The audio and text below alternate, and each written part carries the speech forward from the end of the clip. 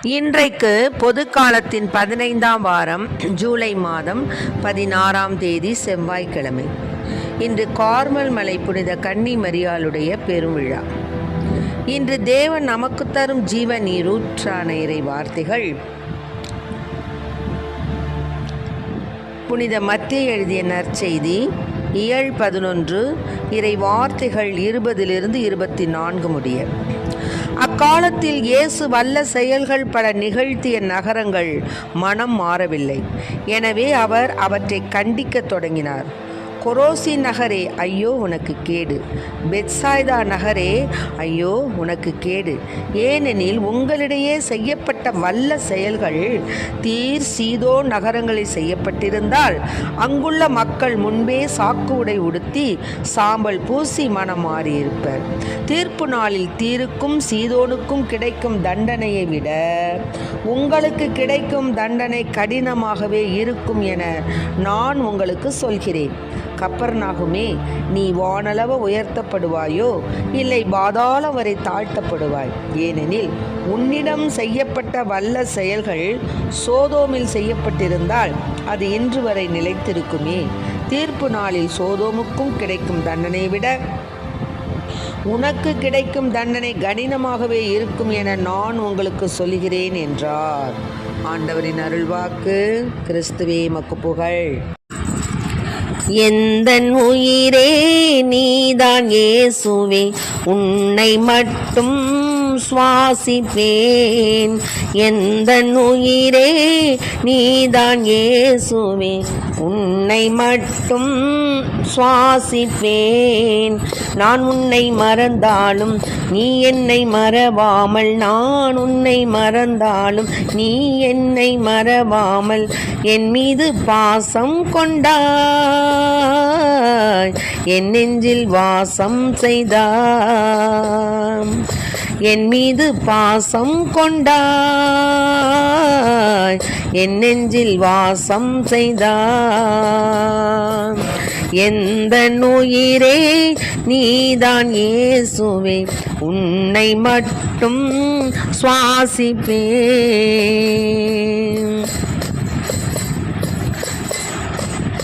கல்வாரி நினைவுகள் தான் என் வாழ்வின் வரமாகுமே. உன்னோடு ஒன்றாகினாள் என் வாழ்வில் வளமாகுமே. உணவாய் எழுந்து எனில் வந்து என் உணர்வாய் கலந்து உயிர் சுமந்தாய். மெழுகாய் உருகி ஒளிர்ந்திடவே உனது ஆற்றல் வேண்டுமே. எந்த உயிரே நீதான் இயேசுவே, உன்னை மட்டும் சுவாசிப்பேன். நான் உன்னை மறந்தாலும் நீ என்னை மறவாமல், நான் உன்னை மறந்தாலும் நீ என்னை மறவாமல் என் மீது பாசம் கொண்டாய், என் நெஞ்சில் வாசம் செய்தாய். என் மீது பாசம் கொண்டாய்,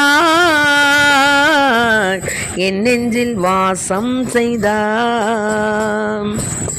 எந்த உயிரே நீதான் இயேசுவே, உன்னை மட்டும் சுவாசிப்பேன்.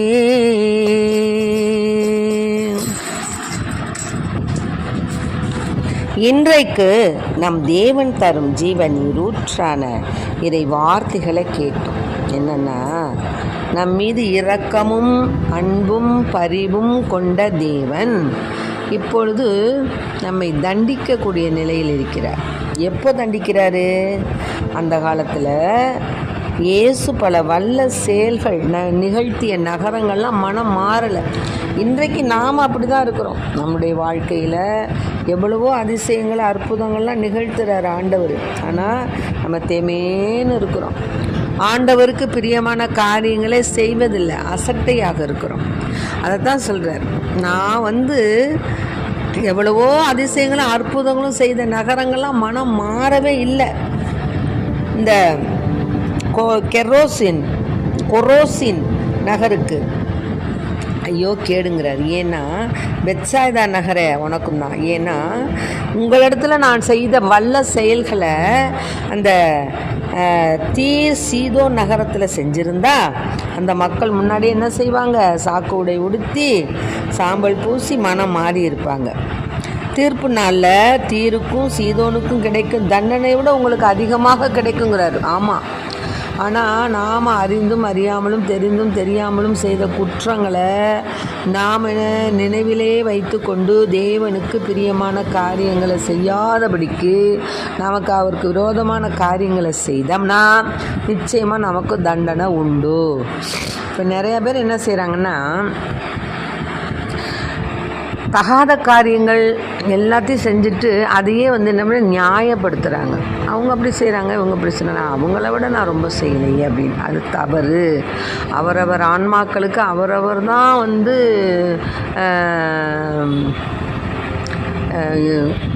பதில் சொல்லணும். அது மாதிரி தான் இப்போது நாம் செய்யக்கூடிய காரியங்கள் நம்முடைய வாழ்க்கையில் நம்மளுடைய கடமையில் தவறுறது, குடும்பத்தில் நம்முடைய பணியிடங்களில் இன்னுமாக பல இடங்கள் நாம் செய்யக்கூடிய ஊழியங்களை நாம் செய்வதில்லை, செய்யக்கூடிய கடமைகளை நாம் செய்வதில்லை.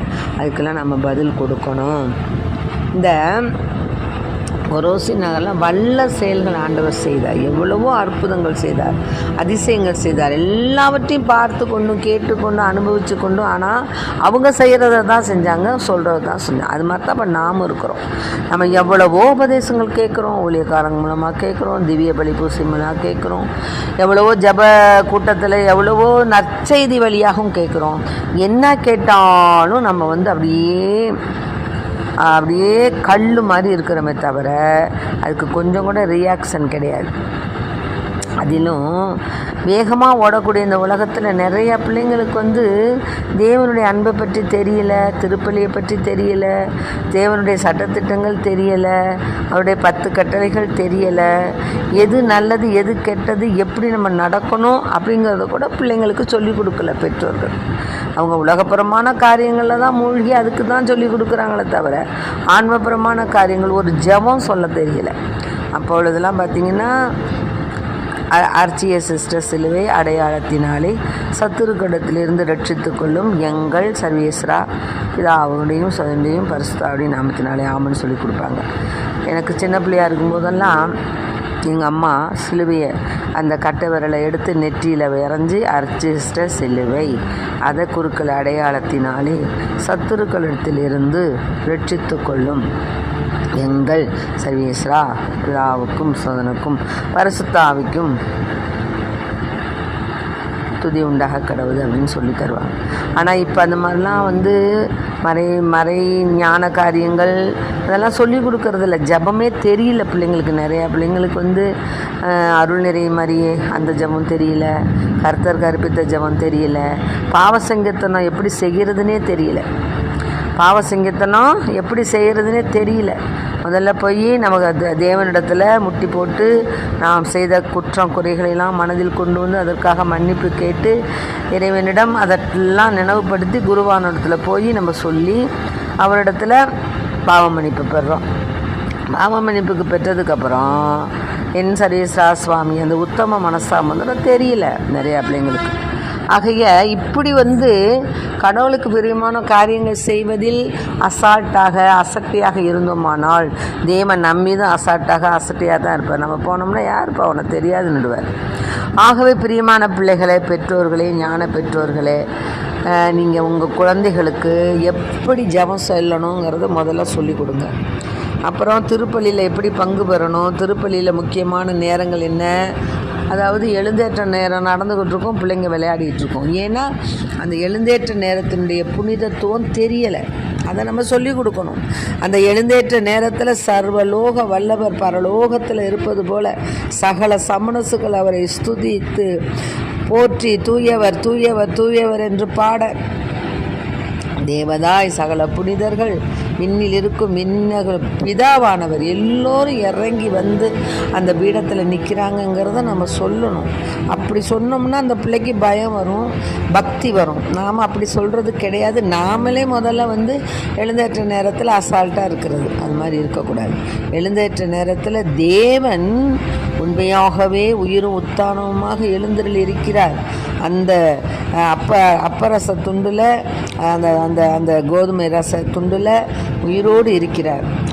ரசத்தில் உயிரோடு இருக்கிற அவருடைய ரத்தம். ஆகவே அந்த முக்கியத்துவத்தை சொல்லணும். அந்த எழுந்தேற்ற வேளையில் தேவன் பரலோகத்தில் இருந்து இறங்கி மண்ணுலகிற்கு வந்திருக்கிறார். தூயவர் தூயவர் தூயவர் தூயவர் என்று போற்றி போற்றி போற்றி சேனைகளின் தேவனாகி ஆண்டவர் பரிசுத்தர் பரிசுத்தர் பரிசுத்தர் என்று சமணசுகள் ஸ்துதித்து கொண்டிருக்கின்றன. தேவதூதர்கள் ஸ்துதித்து கொண்டிருக்கிறார்கள். தேவதா இறங்கி நிற்கிறாள்.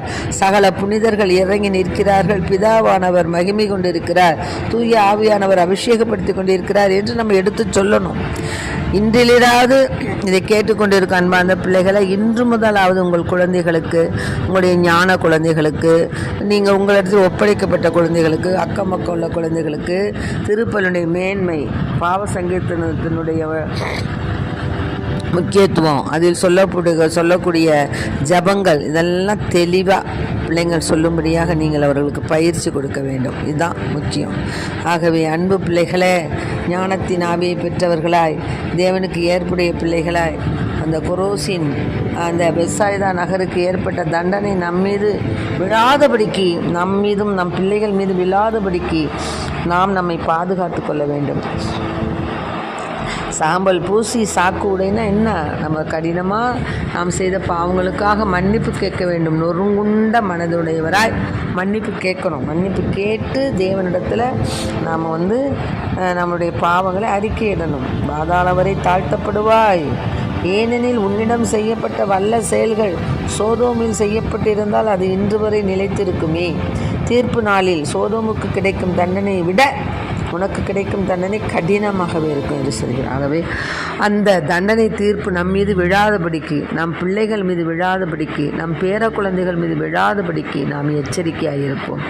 ஞான பெற்றோர்களே, இன்னுமாக இருக்கக்கூடிய பெரியோர்களே, தாத்தா பாட்டிமார்களே, உங்கள் பேர குழந்தைகளுக்கு எடுத்து சொல்லுங்கள். தேவனுடைய மகிமையை எடுத்து சொல்லுங்கள். திவ்ய பலி பூசணி மகிமையை எடுத்து சொல்லுங்கள். பாவ சங்கீர்த்தனம் செய்வனுடைய மேன்மை எடுத்து சொல்லுங்கள். அதன் மூலமாக கிடைக்கக்கூடிய ஆசீர்வாதங்களை எடுத்து சொல்லுங்கள். இன்னுமாக ஜபங்கள் எப்படி சொல்ல வேண்டும் என்பதை பிள்ளைகளுக்கு கற்றுக் கொடுங்கள். இவ்விதமாக நமது கடமைகளை செய்தோமானால் தேவன் நம் மீது ஆசீரும் அருளும் நிரம்ப பொழிந்து நம்மை தண்டனை தீர்ப்பிலிருந்து தப்புவிப்பார். ஆமென். Praise the lord. மரியே வாழ்க.